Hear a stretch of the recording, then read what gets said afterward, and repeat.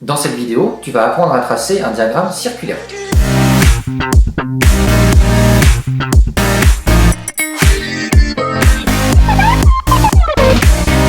On a demandé à un groupe de personnes s'ils pratiquaient du sport en club, et voici leur réponse.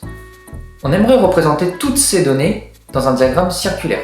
Alors la première chose, on va ajouter une colonne totale. On va calculer l'effectif total, et ici on trouve 30. Et on va maintenant rajouter une autre ligne. Cette ligne, on va la nommer angle, et on va placer ici tous les angles que nous allons tracer dans le diagramme circulaire. Alors comme un tour complet fait 360 degrés, on peut déjà placer cette valeur-là. Pour trouver toutes les autres, on doit faire la division 360 divisé par 30, et on trouve 12. Et on va multiplier toutes les valeurs de la deuxième ligne par 12 pour trouver les valeurs de la troisième ligne. Et les voici.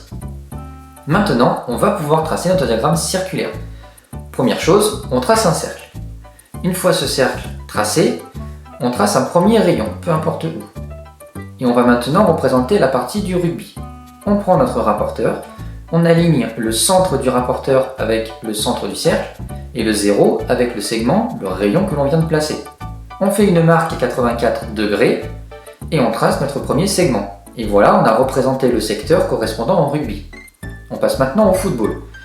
On prend le rapporteur, mais cette fois-ci on va aligner le 0 avec le dernier rayon tracé. Donc il faut faire pivoter le rapporteur.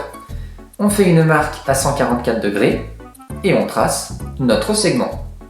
Et voilà, on a représenté le secteur du football.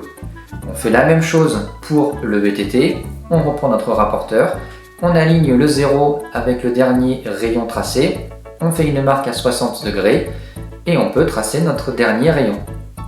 Et on n'a même pas besoin de refaire tout ça pour le tennis, puisque le secteur du tennis est déjà présent. On n'a plus qu'à placer toutes nos légendes et notre diagramme circulaire est terminé.